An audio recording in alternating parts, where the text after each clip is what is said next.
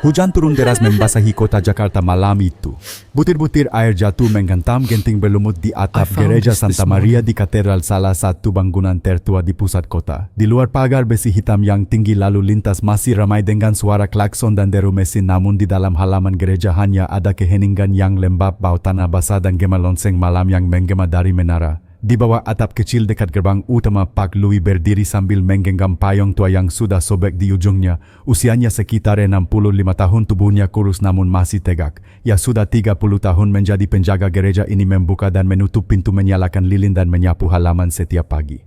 Orang-orang mengenalnya sebagai sosok tenang, jarang bicara, tapi setiap kali ada umat datang berdoa, Pak Louis selalu menyapa dengan senyum lembut dan ucapan Tuhan memberkati nak. Malam itu udara terasa dingin menusuk. Hujan belum menunjukkan tanda-tanda akan berhenti. Setelah memeriksa kunci di pintu samping, Pak Louis berjalan ke arah patung Bunda Maria yang berdiri di sudut halaman. Patung itu tinggi hampir 2 meter, terbuat dari marmer putih dengan tangan terbuka seolah hendak memeluk siapapun yang datang. Biasanya di kaki patung itu ada bunga segar, lilin dan kartu ucapan doa dari umat. Namun malam ini di antara lilin yang hampir padam, Pak Louis melihat sesuatu yang tidak biasa, selembar surat yang dibungkus plastik bening basah kuyup oleh hujan. Di permukaannya tertulis dengan tinta hitam yang sudah sedikit luntur, untuk Ibu Maria dari seorang anak yang berdosa. Pak Louis mengernyit. Ia memungut surat itu dengan hati-hati, menatapnya di bawah cahaya kuning lampu taman. Angin dingin membuat tangannya gemetar. Surat untuk Bunda Maria, gumamnya pelan. Biasanya orang meninggalkan bunga, bukan surat. Perlahan ia melangkah menuju ruang kecil di dekat gerbang tempat ia biasa beristirahat. Di dalam ruangan hanya ada meja kayu, kursi tua dan sebuah lampu minyak kecil yang menyala redup. Suara hujan di luar terdengar seperti ribuan jari menggetuk atap seng. Pak Louis duduk membuka plastik bening lalu mengeluarkan surat dari dalamnya. Kertas itu lembab, tinta sedikit melebar, namun tulisan tangan di dalamnya masih terbaca jelas, huruf miring dan rapi tapi terasa tergesa-gesa penuh emosi. Ia mulai membaca pelan-pelan, saya telah melakukan dosa besar. Saya telah menghancurkan hidup orang lain dan juga hidup saya sendiri. Malam ini saya tidak ingin hidup lagi. Sebelum saya pergi, saya hanya ingin satu hal, ampunan dari Tuhan dan dari seorang ibu yang mungkin masih menunggu saya di rumah lama di Cikini. Pak Louis berhenti sejenak, matanya menatap kosong ke arah dinding. Kalimat-kalimat itu seperti menembus ke dalam dadanya. Ia pernah membaca pengakuan dosa tapi tidak pernah yang seputus asa ini. Di akhir paragraf ada kalimat tambahan yang membuat bulu kuduknya berdiri. Jika seseorang menemukan surat ini, jangan kari saya, biarkan saya pergi. Saya akan berdiri di tempat yang dulu menjadi saksi dosa saya, di jembatan tua itu, tempat air sungai mengalir membawa segalanya pergi. Pak Louis menelan ludah. Jembatan tua, kata-kata itu bergaung di kepalanya. Ada beberapa jembatan di sekitar wilayah itu, tapi hanya satu yang langsung terlintas di pikirannya, jembatan Angkol, jembatan beton yang menyeberangi sungai kecil berwarna hitam tak jauh dari pelabuhan. Beberapa tahun lalu di jembatan itulah ia pernah menemukan sepasang sandal hanyut. Keesokan paginya polisi menemukan tubuh seorang pria yang bunuh diri di sana. Sejak hari itu Pak Louis tidak pernah lagi berani lewat sendirian pada malam hari. Ia menatap kembali surat itu. Tulisan tangan di bagian bawah makin goyah, seperti ditulis dengan tangan yang gemetar. Saya tidak layak diampuni, tapi mungkin Bunda Maria masih mau menatap saya sekali saja. Jika ada cahaya malam ini, biarlah itu menjadi tanda bahwa Tuhan masih mengingat saya. Pak Louis memejamkan mata. Ada sesuatu di hatinya yang bergetar. Ia tidak mengenal siapapun yang menulis surat itu, namun entah mengapa ia merasa seolah mengenal rasa putus asa itu. Perasaan ketika dosa masa lalu terasa lebih berat dari napas sendiri. Ia menghela napas panjang, menatap api lampu minyak yang bergetar karena angin. Ya Tuhan, bisiknya lirih, apakah ini ujian untuk saya malam ini? Hujan di luar tak kunjung reda. Suara petir menggema jauh di langit utara. Tapi semakin ia mencoba menenangkan diri, semakin kuat dorongan di dadanya untuk mencari orang itu. Sesuatu di dalam surat terasa nyata, seperti jeritan seseorang yang sedang menunggu pertolongan terakhir. Ia mengenakan jas hujan panjang yang tergantung di dinding, menyalakan lentera minyak kecil dan menyelipkan surat itu ke dalam saku. Sebelum keluar ia menatap ke arah jendela. Dari kelah tirai ia bisa melihat siluet patung Bunda Maria yang diterangi cahaya lilin. Api lilin bergoyang memantulkan bayangan seolah sang bunda sedang menunduk lembut ke arahnya. Jika ini kehendakmu, ukapnya pelan, tuntun langkah saya malam ini. Pak Louis membuka pintu dan angin dingin langsung menerpa wajahnya. Ia melangkah keluar menutup gerbang gereja perlahan. Jalanan di depan gereja sepi, hanya ada suara hujan menimpa aspal dan gemerisik air mengalir ke selokan. Lampu jalan berwarna oranye redup memantulkan bayangan tubuhnya di genangan air. Langkah demi langkah ia berjalan menuju arah utara ke jembatan Angkol. Hatinya berdegup cepat. Setiap kali mobil lewat percikan air membasahi kakinya. Di pikirannya terus terngiang kata-kata dalam surat, saya akan berdiri di tempat yang dulu menjadi saksi dosa saya. Malam semakin larut. Hujan kini berubah menjadi gerimis halus tapi udara tetap menggigit. Dari kejauhan bayangan jembatan mulai terlihat gelap sepi dan hanya diterangi satu lampu jalan yang berkelip. Di bawahnya sungai mengalir pelan hitam pekat berbau lumpur. Pak Louis berhenti di ujung jembatan. Ia menatap sekeliling berusaha mencari sosok siapapun di sana. Tidak ada. Hanya suara air, suara ranting patah terbawa arus dan bunyi logam gerbang jembatan berdekit karena angin. Ia mendekap lentera ke dada, merasa jantungnya berdetak keras. Mungkin saya terlambat, pikirnya. Namun tepat ketika ia hendak berbalik, sesuatu berkilat di tanah. Ia menunduk sebuah rosario kecil dari kayu tergeletak di dekat pagar jembatan. Butiran kayunya basah tapi salibnya bersinar samar di bawah cahaya lampu. Ia memunggutnya dengan hati-hati dan tiba-tiba merasakan hawa aneh seperti hangat mengalir di telapak tangannya. Pak Louis menatap ke arah sungai yang gelap lalu ke langit malam. Di antara awan yang bergulung ada satu celah kecil di mana cahaya bulan menembus turun tepat mengenai patung salib kecil di tangannya. Sekejap saja tapi cukup untuk membuatnya menahan napas. Ia berbisik lirih, apakah ini tandanya Tuhan? Hujan kembali turun perlahan tapi langkahnya tidak lagi goyah. Ia tahu malam ini belum berakhir. Seseorang di luar sana mungkin masih hidup, masih menunggu sekerka harapan yang tersisa. Dan di tengah gemuruh hujan Jakarta yang tak kenal henti, Pak Louis melangkah menyusuri jembatan tua itu membawa lentera surat basah dan iman yang tiba-tiba terasa lebih kuat dari sebelumnya. Langit Jakarta mulai memudar ke arah utara ketika Pak Louis tiba di ujung jembatan Angkol. Lentera minyak di tangannya bergetar karena angin laut yang kencang. Hujan sudah berhenti tapi embun dan kabut tipis menutupi seluruh permukaan sungai.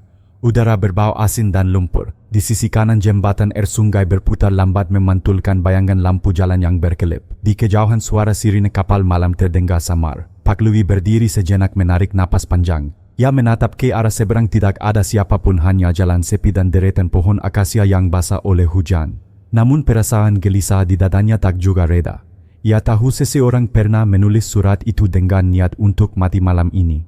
Kata-kata di surat masih terngiang di kepalanya, saya akan berdiri di tempat yang dulu menjadi saksi dosa saya. Ia berjalan perlahan di atas jembatan, cahaya lentera bergoyang ke kanan dan kiri memantulkan kilau samar di permukaan air. Setiap langkah terasa berat seperti melangkah di antara waktu yang berbeda antara masa kini dan masa lalu. Di tengah jembatan ia berhenti. Ada bekas jejak kaki di lantai semen yang masih basah. Jejak itu baru belum sempat kering dan berhenti tepat di dekat pagar besi jembatan. Hati Pak Louis berdegup kencang. Ia menoleh ke sekeliling tapi hanya ada angin yang meniup rambut putihnya. Lalu dari kejauhan terdengar suara sama seperti seseorang terisak. Siapa di sana, teriaknya pelan, suaranya serak oleh udara dingin. Tidak ada jawaban, hanya suara air yang memukul tiang jembatan. Ia melangkah lebih dekat ke pagar. Lentera diangkat tinggi, dan di sana di ujung jembatan berdiri seorang pria dengan punggung menghadap sungai. Tubuhnya kurus, bahunya gemetar, pakaiannya basah kuyup.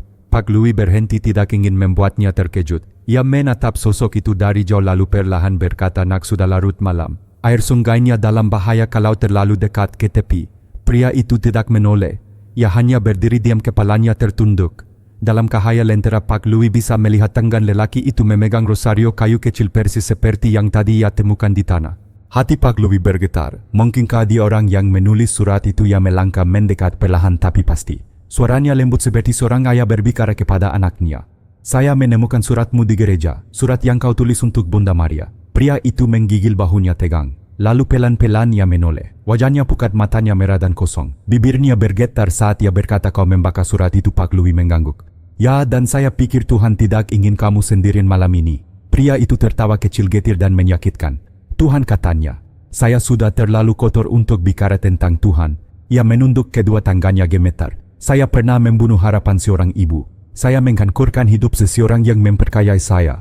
Dan sejak hari itu hidup saya seperti kutukan." Pak Louis diam.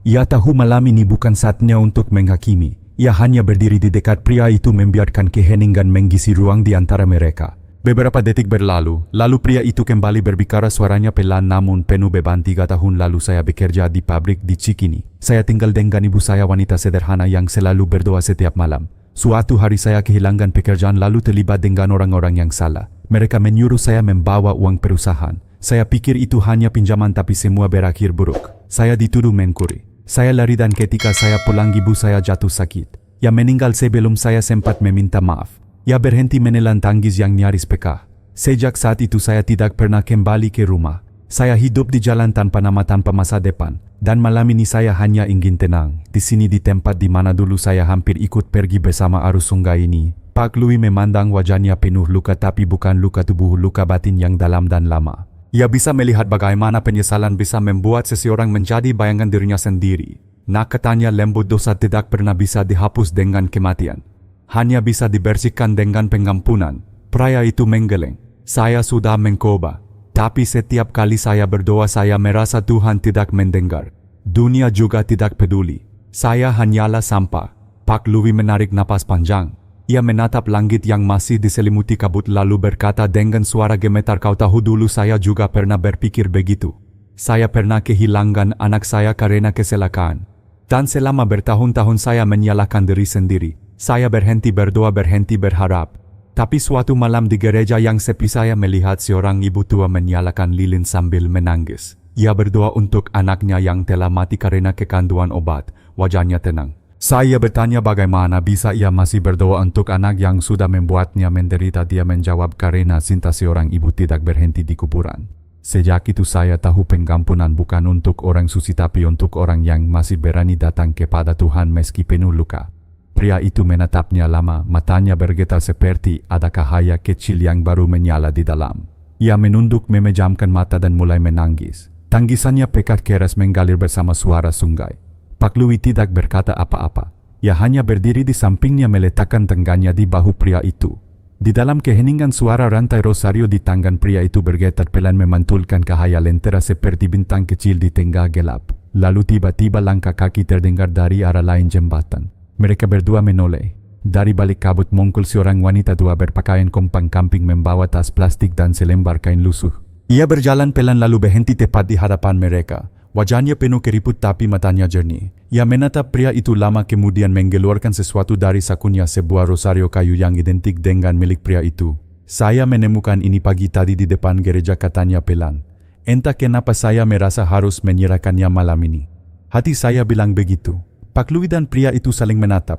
Mata pria itu melebar. Ia memegang rosario itu dengan tangan gemetar lalu berbisik, ini milik saya. Saya menjatuhkannya waktu berdoa di depan patung Bunda Maria 3 tahun lalu. Wanita tua itu tersenyum tipis.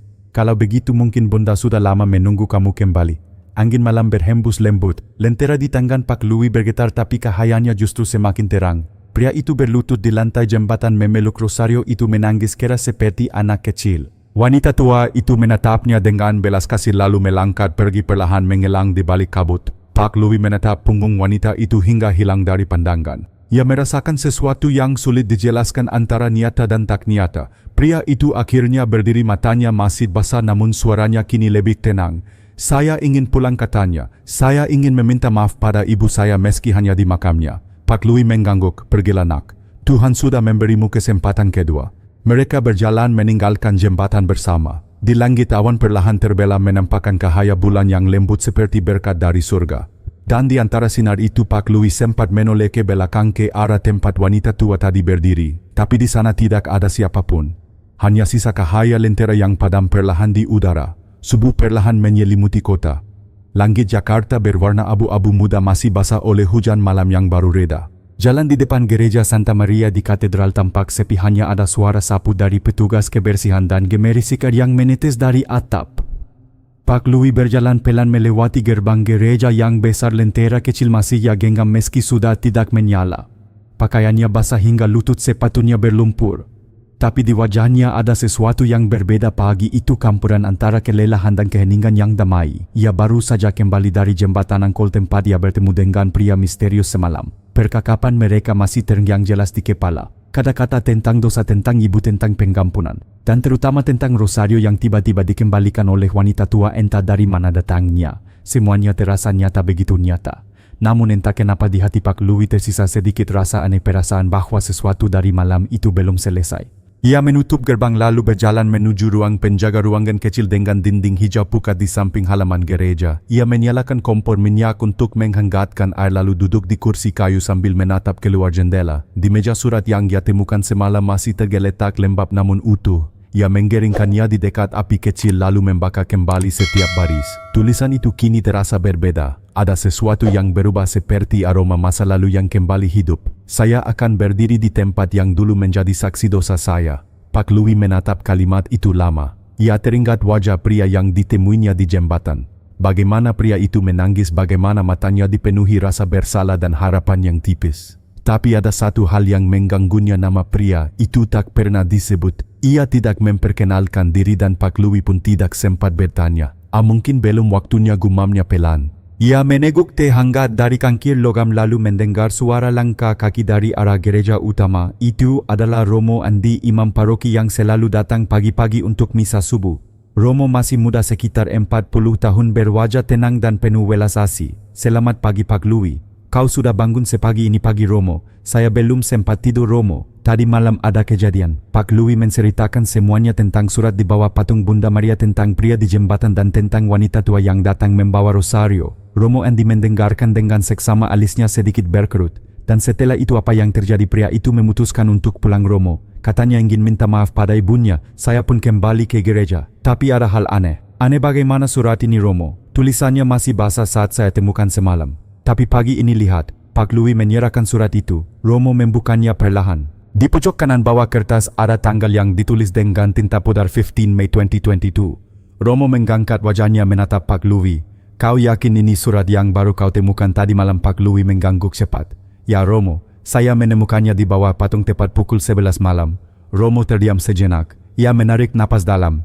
Pak Louis, hari ini tanggal berapa? 5 Oktober 2025 Romo. Berarti surat ini sudah 3 tahun mereka berdua saling berpandangan. Ruangan itu tiba-tiba terasa lebih dingin. Api di kompor minyak mendesis kecil lalu padam karena angin. Pak Louis menelan ludah. Apakah mungkin Romo surat itu ditinggalkan 3 tahun lalu? Romo tidak langsung menjawab. Ia menatap keluar jendela ke arah patung Bunda Maria di halaman yang kini diterangi cahaya pagi. Lalu dengan suara pelan ia berkata, 3 tahun lalu saya ingat sebuah kejadian. Seorang pria muda datang ke gereja ini setiap malam selama seminggu. Ia berdoa di depan patung Bunda Maria dengan rosario kayu di tangannya. Suatu malam penjaga lama sebelum Pak Louis bekerja di sini menemukan surat di tempat yang sama. Tapi pagi berikutnya pria itu bunuh diri di jembatan Angkol. Pak Louis terpaku. Darahnya seperti berhenti mengalir. Romo, kau yakin itu di tempat yang sama? Romo mengangguk pelan. Ya, saya bahkan ikut dalam misa requiemnya. Ibunya datang dari Cikini menangis sepanjang misa. Sunyi, hanya suara jam dinding berdetak perlahan. Pak Louis menunduk. Tangannya gemetar. Ia teringat jelas wajah pria yang ditemuinya semalam, pukat mata merah, tangan gemetar memegang rosario. Romo, suaranya nyaris berbisik, kalau begitu siapa yang saya temui semalam? Romo Andi menatapnya lama lalu berkata lembut, mungkin Tuhan mengizinkanmu melihat sesuatu yang tidak bisa dilihat orang lain. Mungkin itu bukan kebetulan. Pak Louis memejamkan mata. Ia tidak tahu harus merasa takut atau bersyukur. Tapi di dalam dadanya ada sesuatu yang hangat, bukan ketakutan melainkan kedamaian. Setelah misa pagi beberapa umat datang. Di antara mereka seorang wanita parubaya dengan rambut beruban menghampiri altar. Ia membawa bunga lili putih, meletakkannya di bawah patung Bunda Maria. Wajahnya lembut tapi matanya basah oleh air mata. Pak Louis memperhatikan dari kejauhan. Ia merasa pernah melihat wajah itu. Lalu tiba-tiba wanita itu berbalik dan menyapa, Bapak penjaga, boleh saya menyalakan lilin di sini? Tentu Bu. Wanita itu menyalakan lilin lalu berlutut. Ia berdoa lama, sangat lama. Setelah selesai ia berdiri menatap Pak Louis dan berkata dengan suara lembut, 3 tahun lalu anak saya meninggal di jembatan itu. Namanya Arman. Ia sering datang ke gereja ini. Saya hanya ingin berterima kasih entah pada siapa, tapi semalam saya bermimpi dia datang tersenyum dan mengatakan bahwa seseorang sudah membantunya menemukan jalan pulang. Air mata menetes di pipi wanita itu. Ia tersenyum lirih lalu berjalan keluar gereja. Pak Louis berdiri terpaku, tenggorokannya tersekat. Ia merasakan seluruh bulu kuduknya berdiri. Nama itu Arman bergema di telinganya seperti gema lonceng yang jauh. Ia tak pernah tahu nama pria itu semalam, tapi sekarang semuanya jelas. Ia melangkah ke arah altar mendekati patung Bunda Maria. Surat yang tadi ia letakkan di meja kini di bawahnya. Dengan perlahan ia menaruhnya di kaki patung bersama bunga lili putih yang baru diletakkan oleh ibu itu. Lalu ia berdoa pelan, terima kasih Tuhan. Jika semalam adalah keajaiban, maka aku bersyukur Engkau memperkayakan keajaiban itu pada orang tua seperti aku.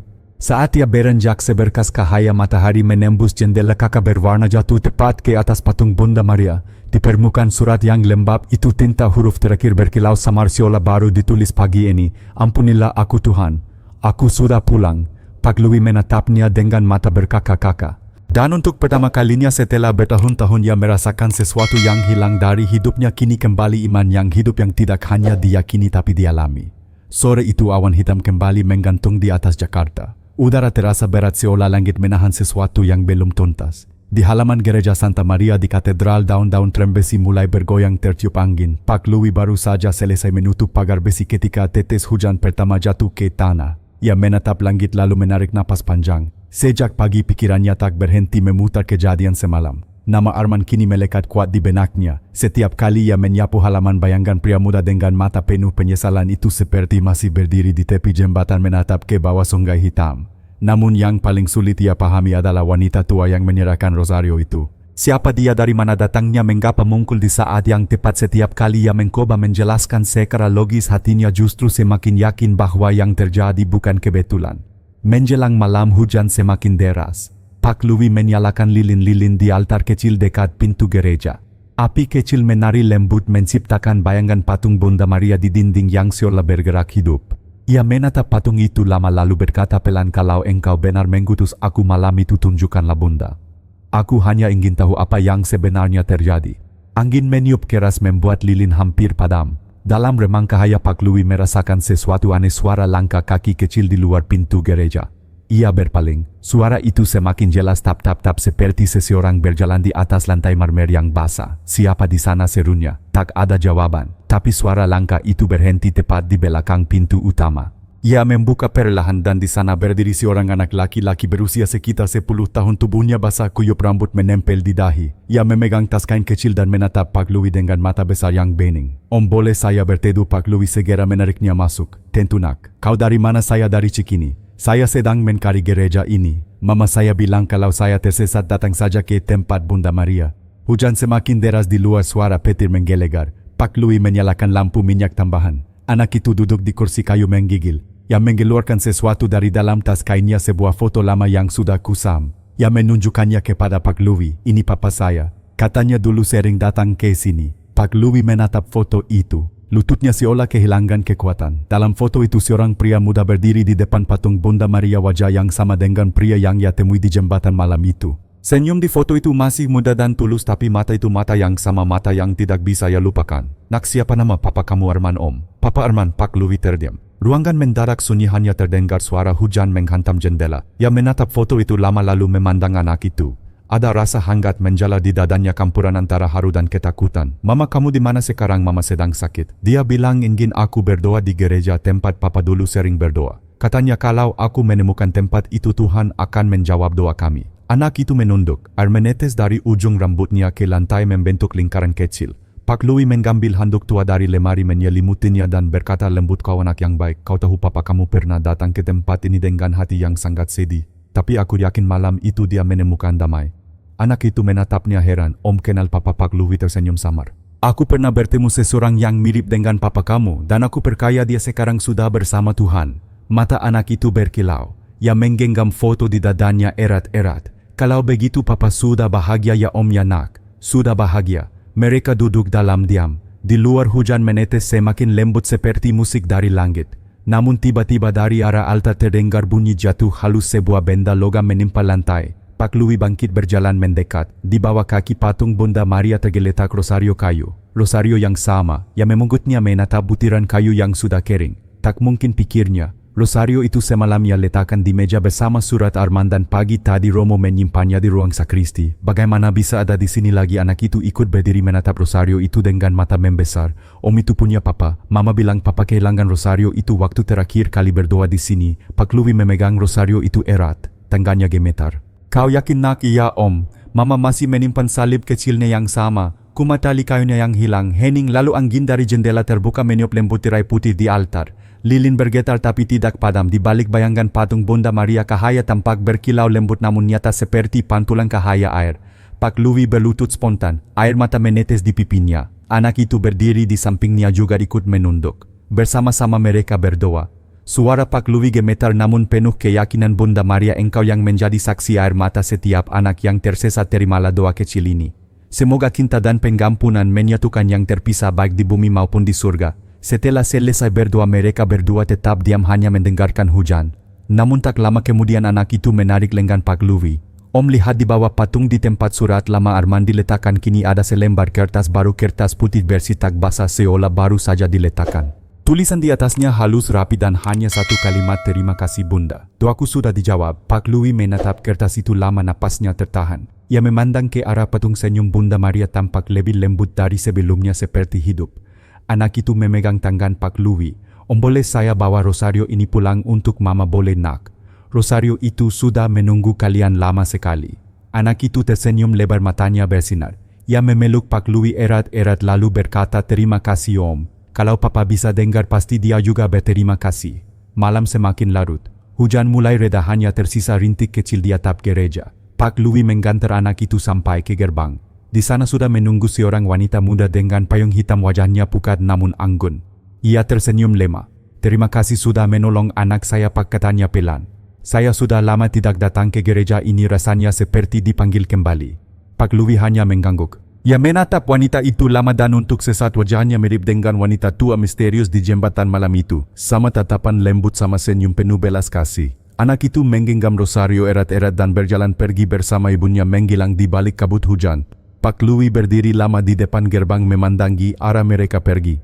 Angin malam berhembus membawa suara samar seperti bisikan doa dari jauh. Ampunilah kami Tuhan karena cintamu lebih besar dari dosa kami. Yang menutup gerbang perlahan. Di belakangnya lonceng gereja berdentang 3 kali, suara yang lembut namun menggema jauh di dalam hati. Dan malam itu untuk pertama kalinya dalam hidupnya Pak Louis benar-benar mengerti keajaiban bukanlah sesuatu yang melanggar hukum alam, melainkan sesuatu yang menyentuh hati manusia di saat yang paling gelap. Fajar meningkap langit Jakarta dengan warna keperakan. Di halaman gereja Santa Maria di Katedral, embun masih menempel di rumput dan aroma dupa pagi menyelimuti udara. Namun hati Pak Louis belum tenang. Semalaman ia tak bisa tidur, pikirannya terus memutar kejadian yang baru terjadi. Kedatangan anak kecil bernama Raffi, foto ayahnya Arman dan rosario yang tiba-tiba muncul kembali di bawah patung Bunda Maria. Semuanya seperti mimpi yang terlalu nyata. Pagi itu setelah misa selesai, Pak Louis menemui Romo Andi di ruang pastoran. Ia membawa surat baru yang muncul semalam, kertas putih dengan tulisan halus, terima kasih Bunda. Doaku sudah dijawab. Romo membaca surat itu dengan alis berkerut. Kau yakin ini muncul begitu saja Pak Louis? Ya Romo. Tidak ada siapapun di gereja kecuali saya dan anak kecil itu. Anak kecil namanya Raffi. Dia bilang datang dari Cikini mencari gereja ini karena ibunya sakit. Dia menunjukkan foto ayahnya Arman. Romo mendadak diam. Tatapannya kosong seolah sedang mencari sesuatu di dalam ingatannya. Arman, gumamnya pelan. 3 tahun lalu Arman memang punya seorang anak namanya Raffi. Romo kenal keluarganya sedikit. Setelah kematian Arman, istrinya pindah dari Cikini ke rumah adiknya di Bekasi. Saya dengar anaknya masih kecil waktu itu. Tapi Romo menatap Pak Louis tajam. Kau bilang mereka datang semalam di tengah hujan ya Romo? Saya antar mereka sampai gerbang. Saya bahkan berbicara dengan ibunya. Romo terdiam lagi. Ia menunduk tangannya menggenggam salib di dada. Pak Louis, 2 minggu lalu saya memimpin misa arwah untuk seorang wanita bernama Mira Kartika, istri mendiang Arman. Dia meninggal karena komplikasi paru-paru. Anaknya Raffi tinggal bersama kerabatnya sekarang. Kata-kata itu seperti petir yang menyambar diam-diam. Suara di ruangan mendadak hilang. Hanya detak jam dinding yang terdengar pelan. Pak Louis merasa darahnya mengalir deras ke kepala. Romo, maksudnya wanita dan anak itu? Romo mengangguk perlahan. Secara manusia itu tidak mungkin terjadi Pak Louis. Tapi jika mereka datang kepadamu malam tadi, mungkin itu bukan sekadar kunjungan biasa. Pak Louis terdiam lama. Tangannya menggenggam kertas surat begitu erat hingga bergetar.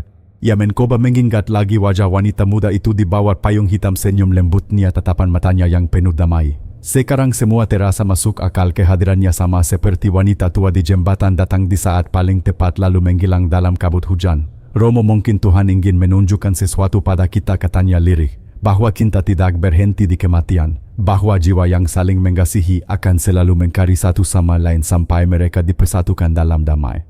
Romo menatapnya dengan mata berkakak-kakak. Mungkin Pak Louis. Dan mungkin juga Tuhan memilihmu karena kau pernah kehilangan imanmu, tapi kini kau siap untuk melihat dengan mata hati. Mereka berdua hening. Sinar matahari pagi menembus jendela kakak Patri jatuh di atas surat putih yang masih tergeletak di meja. Huruf-huruf di atas kertas itu tampak berkilau samar seolah hidup seperti tanda tangan dari langit. Siang itu setelah Romo beristirahat, Pak Louis kembali ke halaman gereja. Ia membawa rosario Arman dan surat-surat lama itu menaruhnya di bawah patung Bunda Maria. Angin berhembus lembut menggoyangkan selendang patung yang panjang. Ia berlutut, "Bunda, kalau ini semua adalah bagian dari rencanamu, biarlah aku menjadi saksi kecil bagi cinta dan pengampunan yang kau berikan." Tiba-tiba suara langkat pelan terdengar dari belakang. Pak Louis menoleh. Seorang wanita tua berpakaian abu-abu sederhana berdiri di pintu gerbang. Wajahnya teduh, matanya jernih dan di tangannya ada bunga lili putih. Pak Louis mengenalinya seketika, wanita tua yang ia temui di jembatan 3 malam lalu. "Ibu," katanya gemetar. "Ibu siapa sebenarnya?" Wanita itu tersenyum, langkahnya ringan meski tanah basah oleh embun. Ia berjalan mendekat menatap Pak Louis dengan tatapan yang penuh kasih lalu berkata lembut, "Aku hanya seorang penggembara, Pak.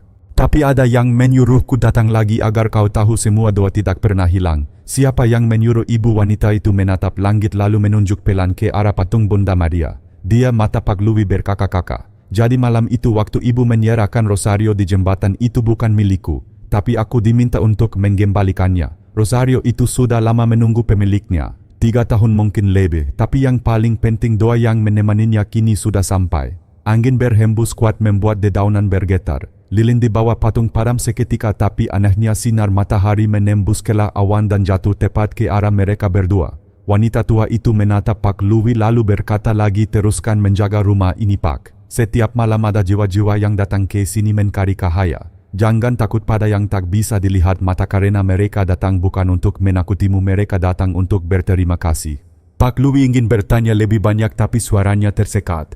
Air mata menetes tanpa sadar. "Ibu, apakah aku akan melihat mereka lagi?" Wanita tua itu tersenyum. "Kalau Tuhan izinkan. Tapi ingat, keajaiban tidak datang untuk membuat kita takjub, melainkan untuk menguatkan hati yang mulai lelah percaya." Setelah mengatakan itu, wanita itu menaruh bunga lili di kaki patung lalu berbalik. Langkahnya perlahan menyusuri halaman. Ketika angin bertiup lagi, sosoknya tiba-tiba hilang di balik cahaya seperti larut dalam sinar pagi yang lembut. Pak Louis berdiri terpaku. Di tempat wanita itu berdiri hanya tersisa setangkai bunga lili dan setitik air yang jatuh ke tanah seperti embun tapi berkilau bagai mutiara. Ia menunduk berlutut lalu menutup mata. Dalam hatinya ia mendengar bisikan lembut begitu nyata, begitu dekat, "Terima kasih sudah percaya." Sore hari Romo Andi menemukan Pak Louis masih di halaman duduk di bangku batu sambil memegang rosario. "Pak Louis, kau belum pulang?" "Belum, Romo. Saya ingin di sini sedikit lebih lama." Romo duduk di sampingnya. Matahari mulai tenggelam, langit berubah jingga. Mereka berdua diam cukup lama sebelum Romo berkata, "Kau tahu banyak orang datang ke gereja mencari mukjizat tapi lupa bahwa mukjizat seringkali tidak terjadi di depan mata. Mukjizat itu ada ketika seseorang yang kehilangan iman akhirnya percaya lagi." Pak Louis mengangguk perlahan. "Romo, kalau begitu mungkin saya sudah mengalami mukjizat itu sendiri." Romo tersenyum. "Dan sekarang apa yang akan kau lakukan?" Pak Louis menatap langit. "Saya akan tetap di sini, Romo, menjaga pintu gereja, menjaga mereka yang datang entah dari dunia mana." Malam itu sebelum menutup gereja, Pak Louis berjalan lagi ke depan patung Bunda Maria. Lilin-lilin sudah padam tapi entah kenapa patung itu tampak bersinar lembut di bawah cahaya bulan. Ia meletakkan rosario Arman di sana lalu berdoa, "Tuhan, jika malam itu aku menolong seseorang yang telah pergi, maka biarlah aku juga belajar untuk hidup dengan iman yang lebih besar. Dan jika malam itu kau izinkan aku menyentuh dunia yang tak terlihat, biarlah aku selalu mengingat bahwa cintamu melampaui batas kehidupan." Hening. Udara malam terasa damai. Dari arah menara lonceng berdentang perlahan mengiringi doa yang melayang ke langit. Dan di antara bunyi lonceng itu Pak Louis merasakan sesuatu yang belum pernah ia rasakan selama 30 tahun menjaga gereja ini. Rasa hangat seperti pelukan datang dari udara, dari cahaya, dari sesuatu yang tak bisa dijelaskan tapi sangat nyata. Ia membuka mata. Di atas altar patung Bunda Maria tampak tersenyum. Sudah 3 hari berlalu sejak kejadian itu. Namun bayangan tentang wanita tua berpakaian abu-abu dan bunga lili putih masih jelas di benak Pak Louis seolah baru kemarin sore ia melihatnya berjalan perlahan di halaman gereja lalu menghilang dalam cahaya. Sejak hari itu sesuatu dalam dirinya berubah. Ia tidak lagi sekadar menjadi penjaga gereja yang menyalakan lilin dan mengunci pintu setiap malam. Ia merasa seperti bagian dari sesuatu yang lebih besar, penjaga harapan bagi jiwa-jiwa yang tersesat entah mereka masih hidup atau sudah tiada. Setiap kali ia menatap patung Bunda Maria di altar, hatinya bergetar dengan rasa syukur. Di matanya kini ada kedamaian yang dulu tidak ada, kedamaian yang lahir dari iman yang sempat mati lalu dihidupkan kembali. Pagi itu ketika lonceng misa pertama berbunyi, beberapa umat mulai berdatangan. Di antara mereka seorang pemuda berdiri ragu di depan gerbang. Wajahnya tirus, rambutnya akak-akakan dan matanya merah seolah kurang tidur. Pak Louis menghampirinya dengan senyum lembut. "Selamat pagi nak, kau memisah saya tidak tahu harus mulai dari mana Pak. Saya cuma ingin berdoa." Pak Louis membuka pagar memberi isyarat agar ia masuk. "Silakan. Rumah Tuhan selalu terbuka untuk siapapun." Pemuda itu melangkah pelan menunduk lalu berlutut di depan altar. Dari jarak jauh Pak Louis memperhatikan. Ia melihat bahu pemuda itu bergetar pelan, mungkin menangis. Entah kenapa pemandangan itu mengingatkannya pada malam di jembatan. Ia tahu rasa itu berdiri di batas antara keputusasaan dan harapan. Setelah misa selesai pemuda itu menghampirinya. "Pak, boleh saya bicara sebentar?" "Tentu. Nama saya Adrian. Saya baru keluar dari penjara 2 minggu lalu. Dulu saya terlibat perkelahian yang berakhir buruk. Saya pikir hidup saya sudah selesai. Tapi tadi malam saya mimpi bertemu seseorang pria tua yang bilang kalau saya harus datang ke gereja ini. Katanya di sana kau akan menemukan cahaya yang tak pernah padam." Pak Louis menatapnya, jantungnya berdegup cepat. "Seorang pria tua, kau tahu namanya tidak Pak?" Tapi wajahnya damai sekali. Dia memakai pakaian putih dan membawa rosario kayu. Dia hanya berkata satu hal sebelum menghilang, "Sampaikan pada penjaga gerbang bahwa aku sudah pulang." Dada Pak Louis serasa berhenti berdetak. Ia menatap salib di dinding lalu menunduk, air mata menggenang di pelupuk. Ia tahu siapa yang dimaksud Arman. "Nak," ukapnya dengan suara bergetar, "kau tidak datang ke sini karena kebetulan. Tuhan mengutusmu untuk mengingatkan saya bahwa pekerjaan kita belum selesai. Ada banyak orang yang masih mencari jalan pulang seperti kamu." Pemuda itu tertegun. Ia menatap Pak Louis lama seolah mencoba memahami kedalaman kata-katanya. Lalu ia mengangguk perlahan. "Saya hanya ingin mulai lagi Pak. Saya ingin belajar berdoa. Tapi saya tidak tahu caranya." Pak Louis tersenyum. Ia mengambil sebuah rosario kecil dari sakunya, rosario kayu lain yang selama ini ia simpan di dalam laci meja penjaga. "Ambillah ini. Doa tidak butuh kata-kata yang indah. Doa hanya butuh hati yang jujur." Pemuda itu menerima rosario itu dengan tangan gemetar lalu mencium salibnya. Matanya basah tapi senyumnya tulus. "Terima kasih Pak. Saya tidak akan melupakan ini." Saat pemuda itu pergi, sinar matahari menembus jendela kakak Patri memantulkan warna biru dan emas ke seluruh ruangan. Cahaya itu jatuh tepat ke wajah Pak Louis. Dalam diam ia berdoa, "Terima kasih Tuhan. Engkau tidak hanya mengirimkan keajaiban tapi juga memberi kesempatan untuk menjadi bagian dari keajaiban itu sendiri." Siang harinya Romo Andy datang ke ruang penjaga. "Pak Louis, aku dengar tadi pagi ada pemuda datang padamu ya Romo. Namanya Adrian. Dia mencari Tuhan dengan caranya sendiri. Aku merasa Tuhan mengirimnya untuk mengingatkanku bahwa masih banyak jiwa yang menunggu untuk diselamatkan." Romo tersenyum. Tuhan memang punya cara yang tidak bisa kita duga. Kadang dia menjawab doa bukan dengan suara dari langit tapi melalui orang-orang yang datang ke hidup kita. Pak Louis mengangguk. "Aku pikir tugasku di sini hanya membuka dan menutup pintu gereja Romo. Tapi sekarang aku tahu tugasku adalah menjaga pintu hati agar tidak tertutup bagi siapapun." Romo menepuk bahunya. "Kau sudah menemukan panggilanmu Pak." Mereka berdua tertawa kecil lalu menatap ke arah patung Bunda Maria. Di bawah patung itu bunga lili putih masih segar seolah baru dipetik. Padahal sudah beberapa hari berlalu sejak wanita tua misterius itu meletakkannya di sana. Menjelang sore langit kembali berubah warna. Cahaya oranye kemasan menyelimuti halaman gereja. Pak Louis berdiri di depan gerbang mengawasi jalan raya yang ramai. Ia menatap orang-orang yang berlalu lalang, sebagian tampak tergesa, sebagian menunduk lela, sebagian bahkan tak menatap ke arah gereja sama sekali. Ia tersenyum. Dulu mungkin ia juga seperti mereka, sibuk mengejar hal-hal duniawi, lupa bahwa di tengah kebisingan ada tempat yang selalu tenang menunggu, rumah Tuhan. Ketika ia hendak kembali ke dalam, matanya tertumbuk pada sesuatu di bangku dekat taman kecil gereja. Sebuah amplop putih tergeletak di sana. Ia mendekat membukanya dengan hati-hati.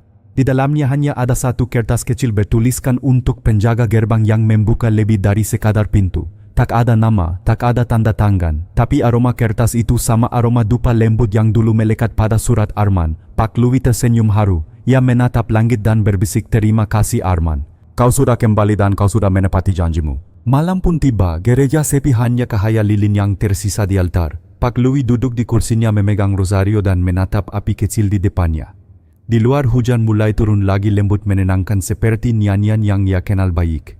Tiba-tiba dari arah pintu utama terdengar suara langkah ringan. Ia menoleh. Di ambang pintu berdiri sosok yang sangat ia kenal, wanita tua dengan pakaian abu-abu. Namun kali ini cahaya di sekitarnya jauh lebih terang.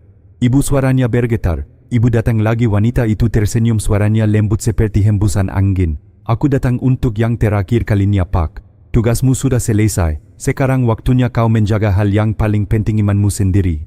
Apakah aku akan melihatmu lagi? Tidak perlu. Karena setiap kali kau menolong seseorang, setiap kali kau memaafkan, setiap kali kau berdoa dengan hati yang tulus, disitulah kami hadir. Air mata menetes di wajah Pak Louis. Ia berlutut mencium salib di tangannya. Saat ia membuka mata, wanita itu sudah tak ada lagi, hanya cahaya lembut yang melingkupi seluruh ruangan hangat dan menenangkan. Hujan berhenti. Dari menara gereja lonceng berdentang 7 kali. Setiap dentang terasa seperti napas baru yang memenuhi ruangan, menandai lahirnya sesuatu yang baru, iman yang hidup kembali dari abu keraguan. Pak Louis tersenyum menatap ke langit. Aku akan tetap di sini, Tuhan, menjaga pintumu dan menjaga cahayamu. Dan malam itu untuk pertama kalinya setelah puluhan tahun ia tidur dengan damai, tanpa takut, tanpa gelisah, hanya dengan keyakinan sederhana bahwa setiap jiwa yang tersesat cepat atau lambat akan menemukan jalan pulang. 2 minggu telah berlalu sejak malam hujan terakhir itu. Kehidupan di gereja Santa Maria di katedral berjalan seperti biasa. Orang datang dan pergi, menyalakan lilin, berdoa dalam diam, lalu kembali ke hiruk-pikuk kota Jakarta yang tak pernah tidur. Tapi bagi Pak Louis semuanya tak lagi sama. Ia kini menjalani setiap hari dengan rasa syukur yang mendalam, setiap detik terasa bermakna. Ia tak lagi memandang tugasnya sebagai penjaga gerbang sekadar pekerjaan, melainkan pelayanan bagi jiwa-jiwa yang datang mencari cahaya. Ada anak muda yang datang setiap sore untuk berdoa, ada ibu-ibu yang singgah sebentar di tengah kesibukan, dan bahkan para gelandangan yang kadang meminta segelas air. Semua ia sambut dengan hati lapang. Dan setiap malam sebelum menutup pintu gereja, ia selalu berdiri di depan patung Bunda Maria, menatap wajah lembut yang seolah hidup dalam cahaya lilin. Di bawah patung itu rosario Arman masih tergantung di tangan sang bunda, simbol pengampunan yang kini menjadi bagian dari hidupnya. Namun pada suatu malam sesuatu yang aneh kembali terjadi. Sekitar pukul 9 ketika ia sedang memeriksa halaman belakang, angin tiba-tiba bertiup kencang meniup pintu kecil sakristi hingga terbuka lebar. Lilin di altar padam bersamaan, dan di tengah ruangan yang gelap cahaya samar muncul dari meja kayu dekat dinding. Pak Louis mendekat dengan hati-hati. Di atas meja itu tergeletak sebuah buku tua yang belum pernah ia lihat sebelumnya. Sampulnya berwarna kokelat gelap, kulitnya sudah retak. Di tengahnya tertulis catatan pengakuan paroki tahun 2022. Tangannya bergetar. Ia membuka halaman pertama. Di sana tertulis daftar nama umat yang pernah melakukan pengakuan dosa pada tahun itu. Ia menelusuri satu persatu hingga matanya berhenti pada satu nama yang membuatnya tak mampu bernapas, Arman Kartika. Di bawah nama itu tertulis tanggal terakhir pengakuan 14 Mei 2022. Dan di bawahnya dalam tulisan tangan Romo Lama yang kini sudah pensiun tercatat kalimat pendek, umat ini tidak sempat menerima absolusi pengampunan karena meninggal sebelum misa pagi. Pak Louis menutup buku itu perlahan, air mata jatuh ke pipinya. Jadi benar bisiknya. Tuhan memberi Arman kesempatan untuk menuntaskan pengakuannya, bukan lewat imam tapi lewat aku. Ia teringat malam itu di jembatan, suara gemuruh air, wajah pucat Arman, tangannya yang menggenggam rosario. Segalanya kini masuk akal. Arman tidak datang untuk meminta pertolongan semata. Ia datang untuk menyelesaikan doa terakhirnya untuk menemukan kedamaian yang tertunda selama 3 tahun. Pak Louis berlutut di depan altar menggenggam buku tua itu. Terima kasih Tuhan, katanya dengan suara gemetar. Engkau mengizinkan aku menjadi bagian dari pengampunanmu.